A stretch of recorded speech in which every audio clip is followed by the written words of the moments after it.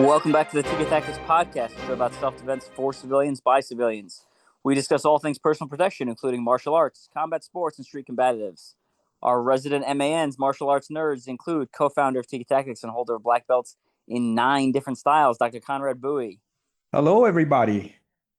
We also have black belt holder in 4 different styles, and the other co-founder, Patrick Vuong. Greetings and salutations, my fellow self-defense geeks. And I am your other co-host, retired Army Special Forces soldier and champion obstacle course racing athlete, Evan Ultra-OCR man Perperis. Today, we're going to be talking about injuries and recovery. But before we get to that, I wanted to do a quick shout out. We've got our first partner of the podcast. We have Vulpes Training Products. Vulpes Training Products has a bunch of essentially polymer weapons and tools that you can use for martial arts. You can use for sparring if you want to be bold, or you can use to hit Bob or whatever, and you can use it for cosplay. Patrick, I know you've got some Vulpes products. Give me some thoughts on them. Yeah, I have their Gununting, and which is basically a kind of like a traditional Filipino martial arts weapon. I would say like a short sword, and I love it. I think it's top quality stuff. It's dense, and so you kind of have the weight of a metal sword, but it's obviously not sharp. And if we're concerned about legalities, mine is basically more or less all black. So it doesn't look like a metal weapon. So I'm not going to get any weird looks generally from authorities if I'm training out in the park. Generally, people will know like, oh, that's a training tool. So it is just really well made. It's got a right feel, got the right look in terms of the shape of Gununting, and it's dense. So it's going to last a long time. It's not like a rattan stick where, you could smash and crack a rattan stick within one training session if you are going really hard. Whereas with this polymer training tool, it'll probably last me years, if not decades. So I'm really pleased with it. And so I'm happy and excited to partner up with them and have them here and to join us here. I've got a lot to say about Vulpes Training Products, but I'm not going to talk about it now because you're going to be hearing about them a lot throughout the year. So I'll save my comments for a later episode, but I'll just say go check out vulpestraining.com. The number of products they have on their website is absolutely ridiculous. I mean, literally anything you can imagine, and they do custom stuff. So check out vulpestraining.com. You'll hear more about my thoughts on them and some of the awesome products I have from them in a later episode. Let's get to today's wait. episode. I want to add something too. I was on their site and it blew me away. So check out their site at the very least. It's incredible, the diversity of products that they carry, from kitchen knives all the way to Dungeons and Dragons style stuff. So check them out.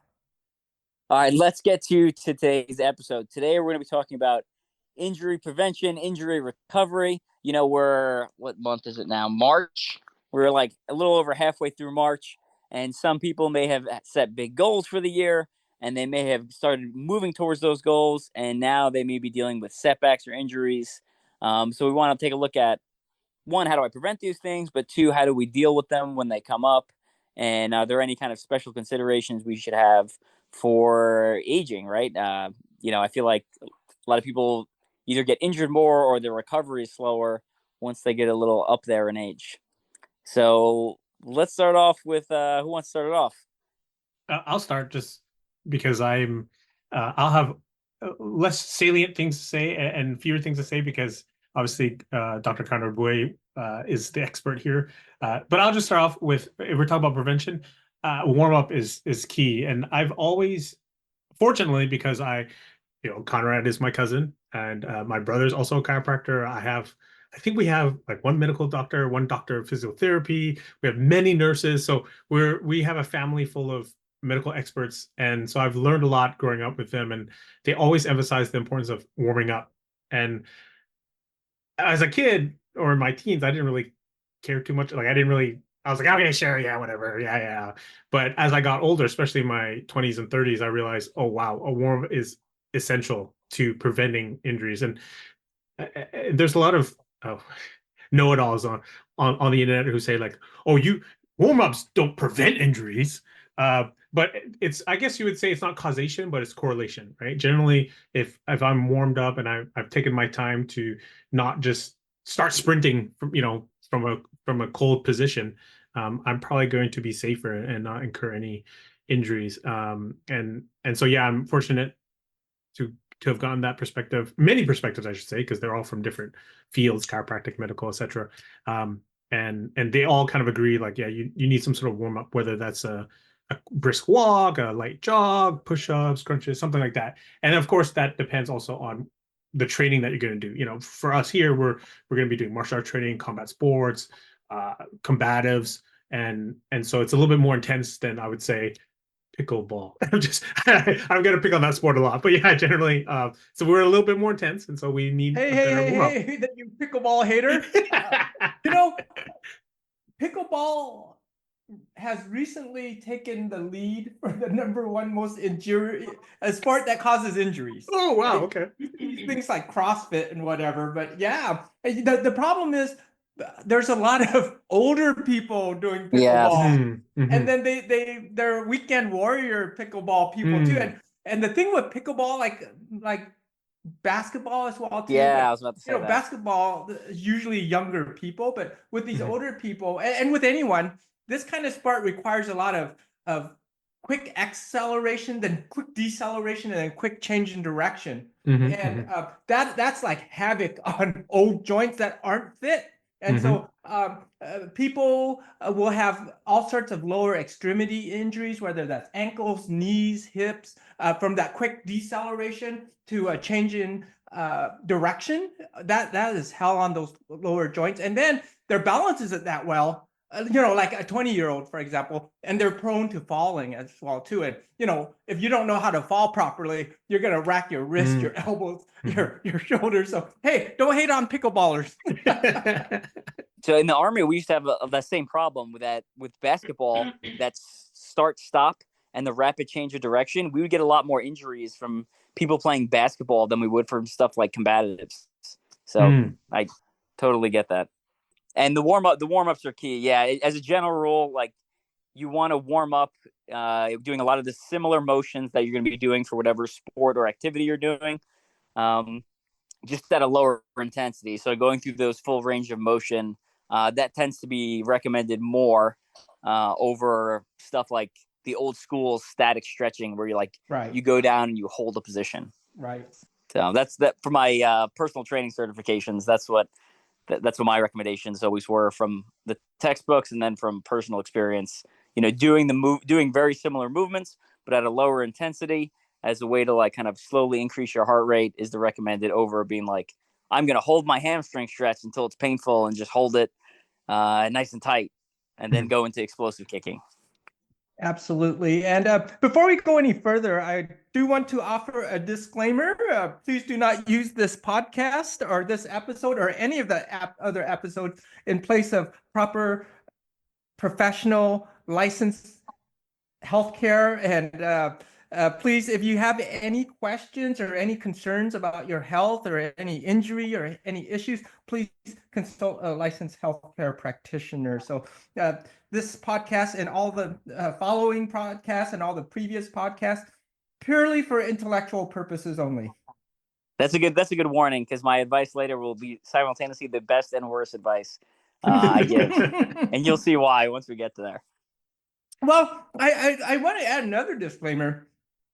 Is what's recommended today, this year, this decade, this era, it could change. Just like what you were talking about, Evan, the old school warm up, and I participated in it. We did stretches and static stretches. I remember the teachers when I was younger, they said, "Oh, don't bounce, that'll ruin your muscles, that'll wreck your muscles."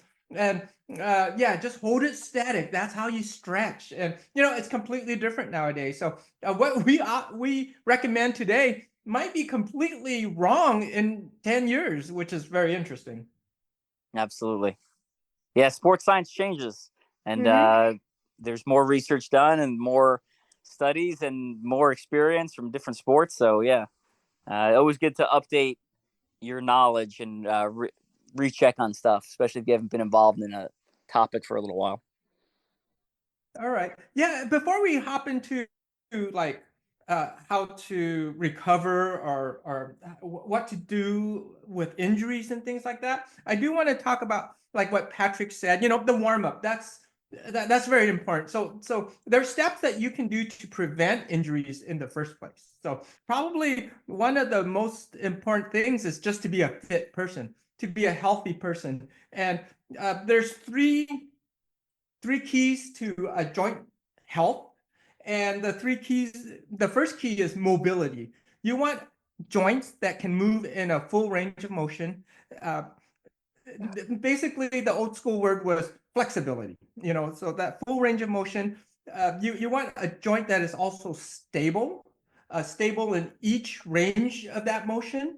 And so things like isometrics or holding your weight at a certain degree, for example, like a horse stance, that creates that stability in your joints. We're talking more tendons and ligaments there being strengthened to hold that joint there. And then, of course, the last thing would be strength.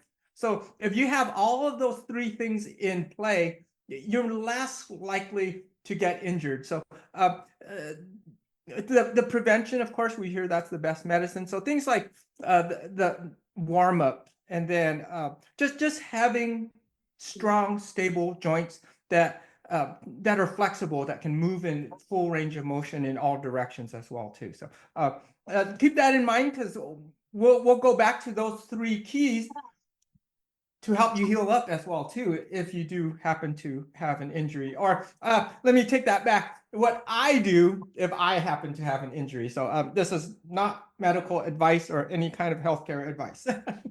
Sounds good. All good tips there, Dr. Conrad. All good tips. Hey, so I'm curious. Do you have any tips, Evan or Patrick, to prevent these kind of problems? Patrick talked about the warming up. What about you, Evan? Anything you do in particular to help prevent injuries? I'd say the big thing. So one, getting adequate rest and sleep and recovery and nutrition, I think plays a huge part, not only in helping recover when you get injured, but also preventing those injuries, right? Like if my muscles are constantly rebuilding, then they're just going to be healthier muscles overall. So that's kind of one. I guess we're 1 and 2, and the other one is, remember, your current fitness level may not always reflect what your mind remembers as your fitness level. So yeah, I know there's always a joke about like the guy who played football in high school and then goes to bench and like tears his pec or whatever. Yeah. 20 years later. But like even if you haven't done an activity in a couple of weeks or months, like your body detrains pretty quickly. So I feel like the most of the times I've got injured is because I was doing something, maybe not that it was out of my capability, but recently, and that's max headroom. So probably my worst injury, I actually tore part of my pec a couple years ago doing weighted dips, and it was a weight I'd done plenty of times. I just hadn't done it in the last couple of weeks before I did it, and that's ended up ripping part of my pec. Ouch. Wow. Yeah. So that's like. Were you like hoisting some heavy weight, or I was? Yeah. I had a couple of plates hanging between my legs and doing dips, which I used to do all the time. But I go down to dips and I felt the muscle actually tearing, and I dropped down and I'm like, oh my goodness! I was like, I just did something stupid. And then I was like, no, I'm fine. And I went to do a push up and like fell on my face. And then so I stopped working out in the gym. I was like, I should probably go home. I went home, as a reasonable person would. And then I was like, oh, my legs still work. I could probably get a workout in on the bike. So I got on the bike and like rode for 30 minutes on a stationary bike. The obsessive, it's part of the dual edge nature of like obsessive athletes, right? Like you're willing to push through the pain, but then sometimes you don't realize when to like lay off the gas a little bit. So wow, that's crazy. And did your chest become discolored at all, or? Yeah, so because where it tore, it was off the arm bone. So actually the blood pooled in my bicep. So I had a big mark on my bicep, not my chest. Wow. And it didn't it didn't tear my whole pec, So like you can, if I take my shirt off and do like a double flex in front, like a most muscular, you'll see there's like an indent where I'm part of my pec, because some of the fibers ripped, some of them were like hanging on, and then some of them were fine. So it wasn't a complete tear. It didn't like roll up into my chest, and I couldn't tell initially because of the swelling. It looked like everything was fine, because like the part that had torn was swollen, so it everything looked fine. But then like there was like this blood pooling in my bicep, and I had no strength in my chest. So yeah, that's been my worst injury by far. Wow. And how did you, was there any sort of surgery involved, or did you just let it heal by itself? I let it heal by itself. You know, they said you could do surgery, but it wasn't a complete tear, so I didn't necessarily need it. And because I was doing obstacle course racing, chest movements are less of a big thing. Except only when you're going over walls do you use like the chest press, that like downward dip motion. Yeah. And I had like one good side, and the other side was good enough. So I was like, nah, I don't like going in and doing surgery unless it's absolutely necessary. I just don't like messing with things inside my body unless there's no other choice. And again, like the obsessive athlete, I was like, okay, I got a 50K in like a couple of weeks, and I went to the doctors that were on like the special forces staff, and I was like, here's what happened. They like, you know, we talked about treatment, and then he's like, I was like, can I do the 50K? And he's like, the normal medical advice is no, do not do that. However, I understand who you are and what type of person you are. So my real advice is like, don't fall, because if you fall, you're going to brace and you might rip it completely. But as long as you're running and it doesn't hurt, you're fine to continue. But just be aware, like just like we talked about with self-protection, you're increasing the odds of something bad happening. And are you willing to accept that risk?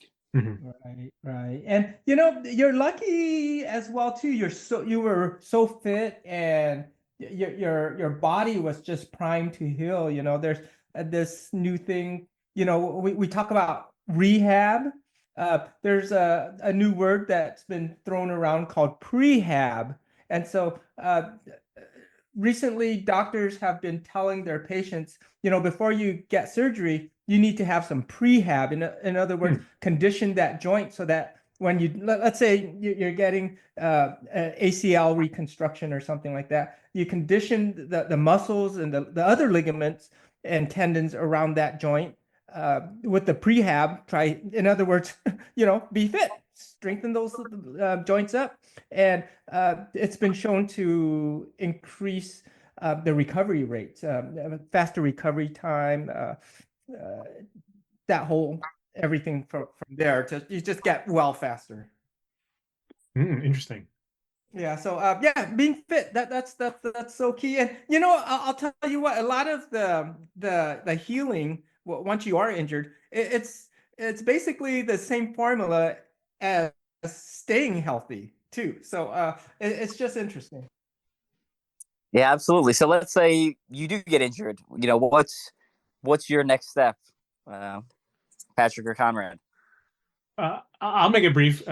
Obviously, because Conrad is the expert here, and he's most of the things I do, he taught me. So if you kind of have to gauge the injury and see what type of injury it is. If it's just like, you know, a deep bruise, some people like tap out with a deep bruise. They're like, I'm done for 2 weeks. For me, it's like whatever, you know, I just keep training. If it's a mild sprain, I might just sit out for that round and then come back again after I've taped up my finger or my toe or whatever it is.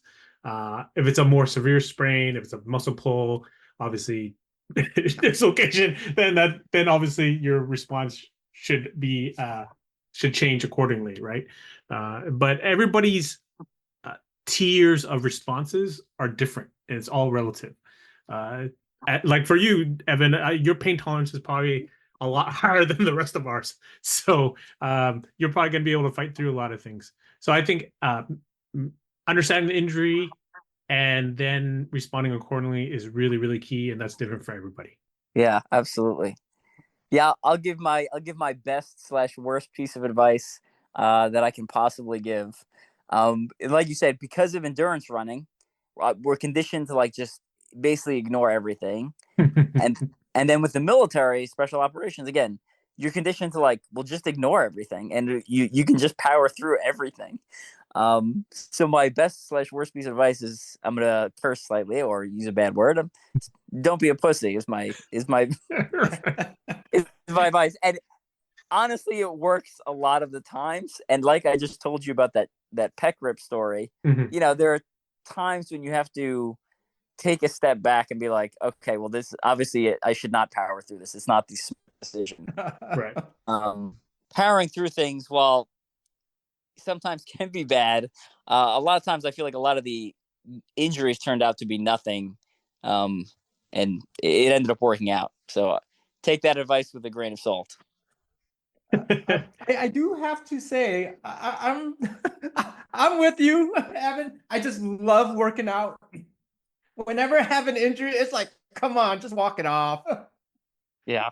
I love working out, and uh, I will say that the old advice, and of course, it depends on the injury, right? If it's something that requires surgical intervention, or something like that, yeah, you go seek medical attention, and when in doubt, it's okay, go seek medical attention, because it's better to be safe than sorry. It's hard to tell because everyone's pain tolerance is different.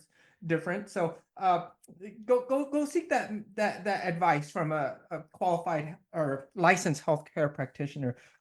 That being said, if your injury is not that bad and you can move and you can do things, do it. The old school, and this used to go, for example, like back pain, and this happened to Bruce Lee.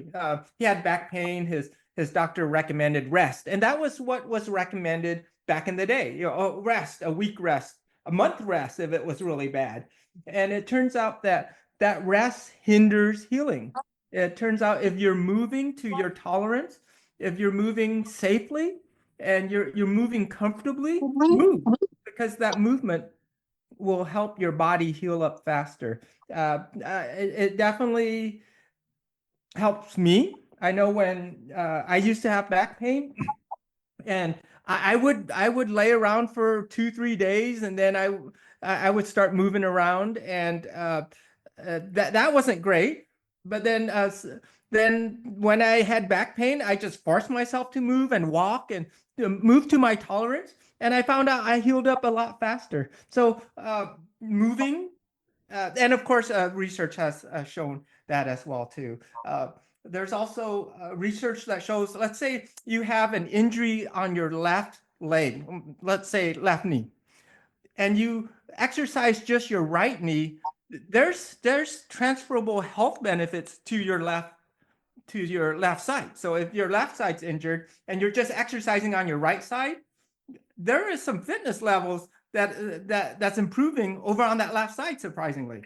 And so I tell my students, if you can get into class and you've hurt a limb, you still got 3 other limbs. Get to class, we'll work around your injury. And training in a school, if you are injured, I would recommend that you talk to your teacher about it. Say, hey, I injured my knee, but I can still, do a full squat. I can still run, but I can't do zigzag movements or anything like that. I can't put sudden pressure on it. Talk to your teacher.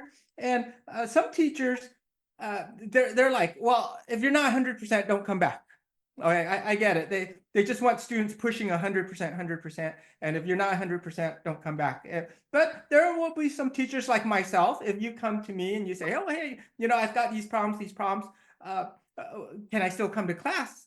And I'll say, yeah, if you're able to do a body weight squat, if you're able to jog around the mat, I think that's solid. Come on into class, and we'll evaluate you while you're warming up and see what you can do. And if there's a certain movement during class that you can't do, we'll have you do something different.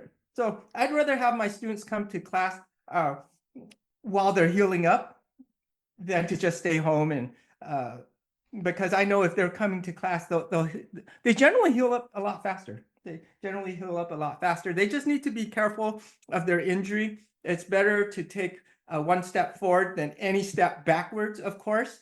So talk to your teacher about it. I'm like Evan, I recommend, and this is good advice and it's bad advice too. So this is something that we just do for ourselves. Me, when I'm injured, I get myself to class and I do stuff. I'm training around an injury right now. I injured my left knee. I blew out my meniscus on my right knee, but now I injured my left knee, and so I've been training around that left knee injury, and I know because I'm training, it's healing up. It's healing up faster than if I was just sitting at home. So talk to your teacher. Realize that you still have other limbs that you can train with during class. Looking at like Brazilian Jiu-Jitsu, for example, the half guard wasn't a thing until this teacher, his name is Gordo, and he's still alive. And at that time, this was in the, let's see, early 90s in Jiu-Jitsu, half guard wasn't a thing. Half guard was like, you were just kind of there to stall and try to get back to full guard. And so Gordo injured his knee, and he developed the modern half guard game. Before he came along, half guard wasn't really a thing. So because he had that knee injury, he couldn't wrap his leg around somebody's waist like in full guard. So he could only wrap his leg around one leg because of his knee injury. And so he developed that guard game, and it changed jiu-jitsu. In Silat, Sirach in particular, it's a style that I teach. The founder of this system, he had a lame arm and a club foot, supposedly, and with that lame arm, it forced him to lean forward and use his shoulder, and by doing that, it turned out that places more of your mass on the person, and so he, with that disability, it strengthened his training, and it caused a different kind of application in Silat Sirach versus other Silat systems or other traditional martial arts as well too. So injuries, sometimes you flip them around and they can be a good thing sometimes. Hey, you put the advice in a much better way than my short, harsh phrase. And you mentioned, I think that's perfect for, when we talk about the pyramid of personal protection, mindset, skill set, tool set, right? Like if your ability to do some of the skill sets broken due to, let's say it's like completely immobilizing injury, you can still work on mindset stuff. You can still watch videos. You can still read books. You can still listen to podcasts, right? You can still train your mind and like learn, like we've talked about a couple times with like mirror neurons. You can still be involved in training on some level, even if you're not physically on the mats. Martial arts is a lot like obstacle course racing in the fact that there's so many, it involves such a diversity of skills. Like if I injure my leg obstacle course, like running, I could still do a lot of like upper body obstacle work. And if I had an upper body injury, I could do a lot of running work. So like, there's just so many aspects to martial arts. You can always train something. Like you mentioned, if you got 3 good limbs, use your 3 good limbs. Right. So I do want to talk about you were talking about the mindset, the mental aspect of it all. For people like us, and I'm sure a lot of our listeners, training is our antidepressant. Our training releases all the good chemicals. It makes you feel good, makes you feel accomplished. And so when we're injured and we're not able to train, guess what? That's depressing. And so it's happened to me where I've been injured and I can make it to class, and it is depressing. And so like what you said, Evan, there's things that you can do, and I think by being proactive, that'll keep away the depression as well too. What you talked about, there's videos you can watch, there's books you can read. You can ask your teacher. I mean, I don't know if every teacher's open to this, but I'm open to this, and I've had students that did this. They asked if they could just come in and take notes, and yeah, of course. You come in, if it's okay with your teacher, come in, you can take notes, you can still ask questions, like when people are rolling, you're like, I wonder how you get out of that position. You could still, at the end of class, ask your teacher. And, and also because you get out of the house and you socialize, that helps with your depression as well too. So I agree. and then what you're saying, the mirror neurons, you're watching your buddies roll or spar or do their katas or whatever. That helps your mind to keep those thoughts and that muscle memory, if you will, the memory aspect of it anyways, active. Yeah, all good advice. I concur with all of that. Definitely, even just coming to class and just kind of being around that environment definitely helps. And one of my guys on my combative staff wrote an article about depression and training and some of the benefits. Like if I find it, I'll drop it in the show notes down below. Awesome. All right, let's talk about like the nutritional aspect really quickly. You talked about it, Evan. Is there any like nutritional things you might do different when you're injured? Nothing different. I mean, basically, I always want to make sure I'm getting enough protein.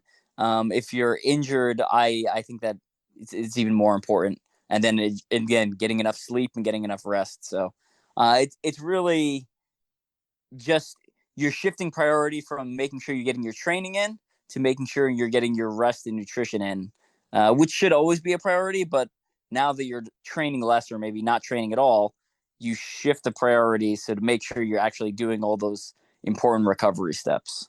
So Right. Patrick, anything you do different nutrition wise if you're injured? Nutrition wise, not too much because I've been trying to be pretty consistent. Supplements are a big help to me.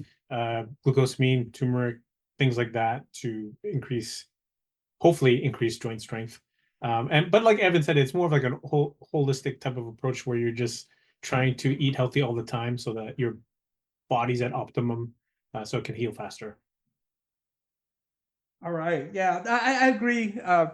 We want to have a healthy lifestyle, and that healthy lifestyle carries us through that injury faster. For myself, if I am injured, it depends on the injury. If there's a lot of inflammation, I might double or triple up on my omega-3s. Omega-3s have been shown to reduce inflammation. There's studies that show it helps with back pain, helps with inflammation. Of course, omega-3s, the big benefits of heart health, brain health, not bad overall stuff, And so I go into therapeutic dosages. There's like maintenance dosage, which is what is recommended on the bottle, and then there's therapeutic dosages. And I'll tell you what, sometimes I have an injury. I'm like, oh man, I'm gonna feel this the next day when my endorphins have dropped and when the inflammation has set in. But then I take the therapeutic dosage of omega-3s, and the next day it's not that bad. And so, and hey, a little burst of heart health, a little burst of brain health, can't hurt, right? And so, our listeners could look into that. Collagen is something else that can help you heal faster as well. Glucosamine, protein, that kind of stuff's been around for a long time, as well as turmeric.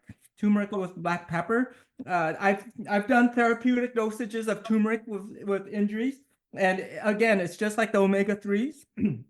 The next day, I'm like, this isn't as bad as I thought it'd be. So it's something to look into if you're not into just taking more synthetic type of drugs. And so I'm into omega-3 turmeric as well too. It's just lowers inflammation in your body. It's good for brain health as well too.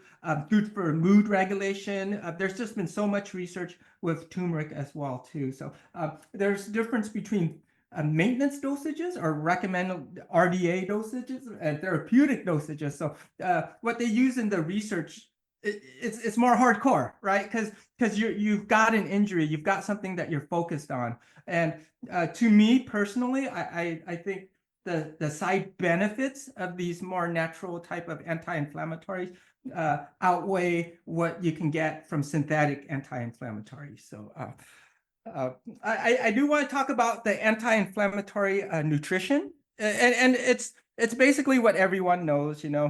Cut out the whites, the white flour, the white sugars, those kind of things, those cause inflammation in your body. And so eat more fruits, more vegetables. We all know that, right? And like what we talked about before, the lifestyle is actually the treatment for a lot of these problems, right? And so we talked about the rest. That's super important. If you're not getting the right amount of sleep, your body's just not going to heal up properly. Anything you'd like to add to that rest portion, Patrick or Evan? So I'll just add one thing. It's kind of falls in the overarching category of rest, but for like running, I do periodization. So I break the year into like a couple month blocks, and I have a different focus for each of those blocks. And typically, I used to do like a really long race, a 24-hour race in November, mid-November, and then I wouldn't run at all for 6 weeks. I would just stop running, and it allowed my body to heal a lot of like nagging injuries. So in January, when I started building up again, the leftover injuries were gone, and I made it through, essentially 12 seasons of obstacle course racing, so 12 years of obstacle course racing without any sort of serious lower limb injury. And I think it's because I took that off season every year.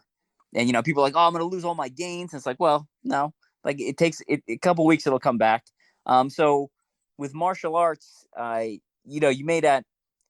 Feel free to like periodize, right? Like maybe you have like a big competition coming up or a big belt test, and you spend a lot of time training and focusing. It's all right to drop it down to, maybe I'm going into like a more of a maintenance phase for a couple of weeks to kind of let some old injuries heal. Maybe you're not going to do some sparring or less rolling, whatever, and then ramp it up again in the future. So kind of think through your based off your personal competition and with your personal goals, how that periodization might work. But that like low intensity and high intensity periods, and in the running world, essentially I build for 3 weeks and then there's a recovery week. Build for 3 weeks, recovery week, and that's how you kind of schedule training. And then right, I like that. I like that because that keeps your mind fresh. It keeps your body from being injured all the time. Really good point. I think for me, sometimes I kind of do that periodization in class. So I go to class consistently, but then there'll be like a month or maybe two, depending how I feel, where I do like chill workouts. Like I'll still strike the bag or I'll still grapple, but I'm kind of like chill grappling. If somebody just smashes me, whatever, smash me. But then when I'm getting ready for a competition, or maybe I feel like, yeah, this week or this month, let's pump it up a little bit. I'll go more aggressive. If I'm striking the bag, I go 100% against that heavy bag or kicking shield or whatever. And if I'm grappling, I'm much more aggressive grappler. And after grappling, I'm just laying on the ground, breathing and fighting for air, literally. So you can do that as part of your training as well too. So don't think like you gotta go in class and just blow everything, empty the gas tank every single class. You can't keep that up for too long. No. Yeah, consistency is king for basically everything. Just getting those reps in over time and space was going to build that skill in the long term. Right, exactly. So do what you can to stay consistent, and don't burn yourself out going 100% all day, every class. So think of it more as a marathon and not a sprint. Any final thoughts we need to throw out there? Yeah, sure. I'd love to talk about like therapies that we have tried or we've used, or professionals that we've gone to. Patrick, any thoughts about like professionals that you've gone to? Yeah, I've pretty much gone through the whole gamut of medical professionals, because I started training pretty early, but before my martial arts training, even I play hockey and basketball, and I got pretty bad back pain actually playing basketball when I was only like 11 or something like that. So yeah, so I did the whole physical therapy, medical doctor, chiropractor, massage therapist, all the modalities and therapies, and And I would say they all have their pros and cons. Some are better at others. At some are better at certain things than others. So I think it kind of comes down to what type of injury you have. That's the professional you should go to. For me, right now, I'm focusing on Brazilian Jiu-Jitsu, so I'm getting a lot of neck cranks, triangles, getting taken down, and that's all musculoskeletal. So obviously, I'm going to go to a chiropractor, get my spine aligned, and man, after adjustment, I feel 100% better. Obviously, if I broke a bone, then I would go to a medical doctor. So I think understanding what the injury is, understanding if you can still use the joint or not, and then thereby choosing the right medical professional and the right therapy to treat that problem.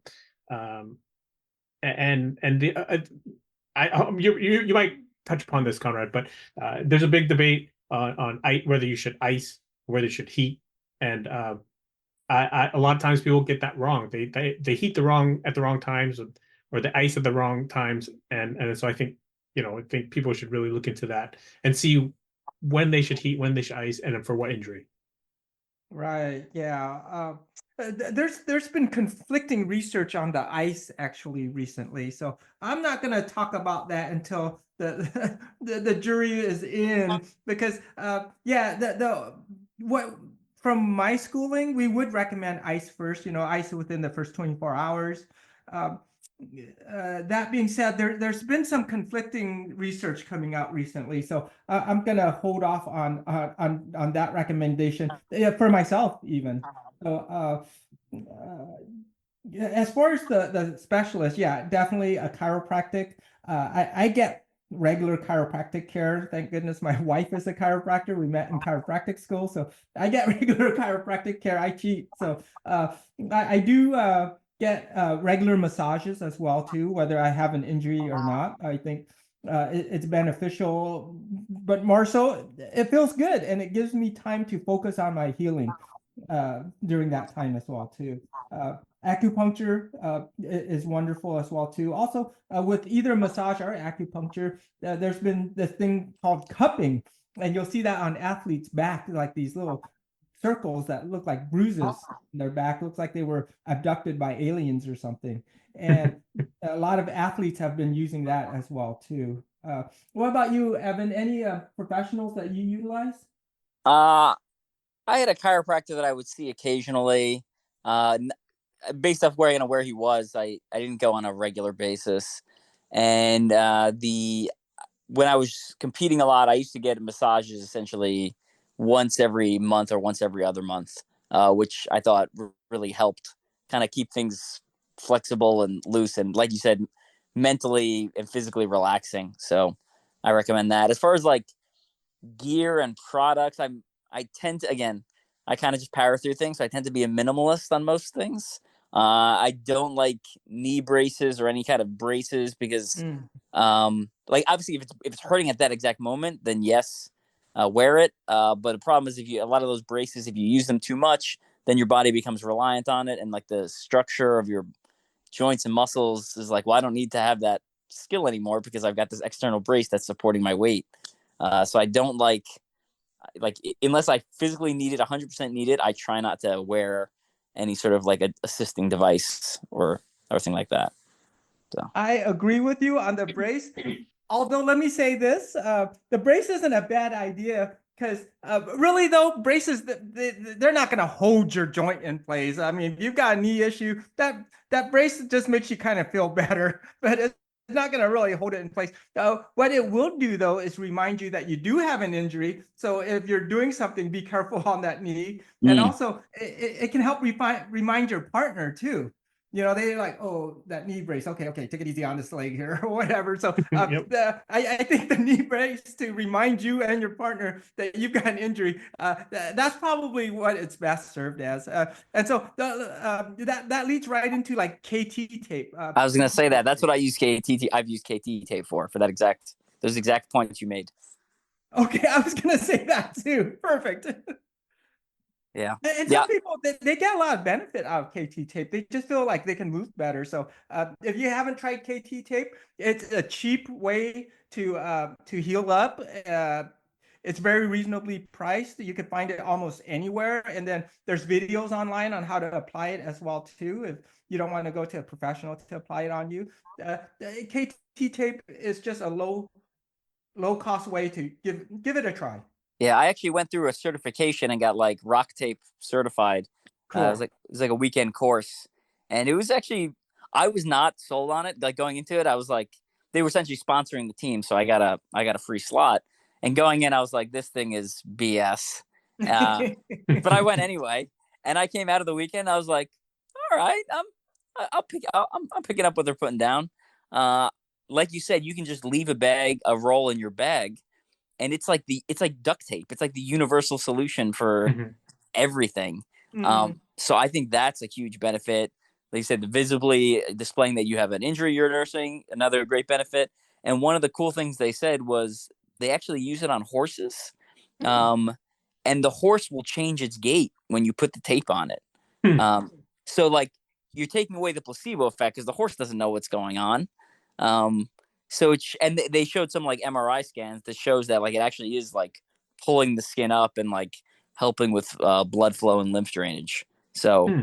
um, yeah, I Interesting. used to not be a believer. Now I think for the price you pay and the benefit you get, I do think it's worth it. It's not going to solve all your problems, but I have used it and it has made parts of my body feel better. And I get upset when it happens because I'm like, it's not supposed to work this well. I was like, the science isn't as strong as this is making it feel. Right, right. It also helps a lot with proprioception as well too. Proprioception is your body's awareness of its position in space. And so Yeah.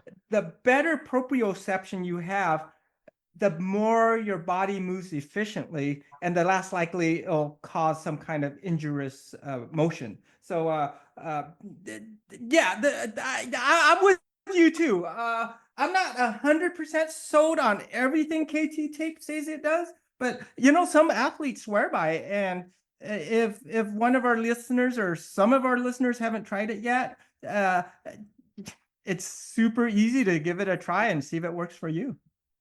Yeah, like I said, I keep some in my race bag for obstacle course racing, and I keep some in my martial arts bag. So, um, Right, right. I like I it. would say I'm a minimalist, just like you as well, too, Evan. But there is one tool that I absolutely have to have, and I jump on it every day, and it's my foam roller. I jump on that thing every day, whether that's to foam roll my quads or my hamstrings or my calves or my back. And you don't have to foam roll for half an hour. 3, 4, 5 passes, good enough for me. And so if some of our listeners haven't tried foam rolling yet, man, that was a game changer for me. Yeah, I like foam rolling. I think it's beneficial. I'm just lazy. If you want the expensive version, um, Normatec boots, I really love. Which are those? They're Rapid Reboots, another brand. They're essentially these pants you put on and you like plug them in, and they inflate by zones, and essentially it's like a air massage for your legs. But they're like they run anywhere between like depending on the brand between like 500 and you know $1,300. But Wow. it's the as far as like a recovery product, hands down the best recovery product I've ever owned because it requires no energy. So you can go for a long run or a long training session. You come back to your house, you put on the pants, and you can like go take a nap while the pants do their work. So Very cool. it doesn't require you to like stay up for another 10 minutes and foam roll or massage your legs with like a stick or a ball or anything like that. So Right. Yeah. My wife just bought one a few months ago. And yeah, I was looking at this thing like, yeah, I don't think it's gonna work, but man, yeah, it helps with the recovery big time. And like what you said, it requires no energy. You could watch TV or read a book or whatever while it's happening to you. So, yeah, I've used it a few times, and I feel the difference the next day, definitely. if anyone's watched my documentary, it's on my website, ultraocrman.com. You can go check it out. That's what I use for the 8 days of 8 marathons of obstacle course races in the winter. Like every night I'd put those on and I that's how I'd recover between events. So.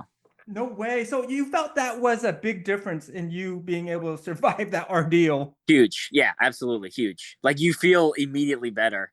And then there's like a placebo, a psychological effect as well. But I legitimately do think it makes a big difference.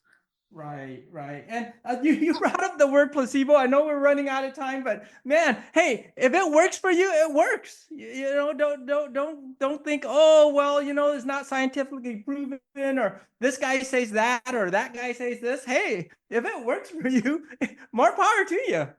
Yeah, absolutely. All right, let's start closing it out. Final shout outs, upcoming events we need to plug. Patrick. We have the knife and pistol defense seminar coming up on May 3rd to 4th. It's in the greater Baltimore area. It will focus on, as the title says, how to defend against a knife attack and a handgun threat. It's going to be an epic time. There's 5 or 6 instructors, including my co-host here on this podcast, as well as Willie the Bam Johnson, was in the martial arts world. He's super famous. He's on WMAC Masters. He's a black belt in multiple styles, and of course we have our host, Dr. Scott Sobel. He's also a multiple black belt martial artist. Very cool guy as well, and also a chiropractor. So it's going to be an epic time, and we're going to have a lot of fun. Yeah, can't wait to see everyone there. We also have other seminars later in the year. Just check our calendar there, or go to our website. We have all that up, and we're looking forward to seeing everyone in Maryland. I'm excited about Maryland as well. Please head out there if you can. Training in person is always a great opportunity and a cool way to connect with everyone, our listeners and followers of the brand Tiga Tactics. And then I'll drop some more links in the show notes down below. My book, Run If You Can, Destroy If You Must, will be down there. And my Patreon if you're looking for some more martial arts tips. All right, we will see you guys in the next episode. All right. Thank you so much, guys. Bye, everyone.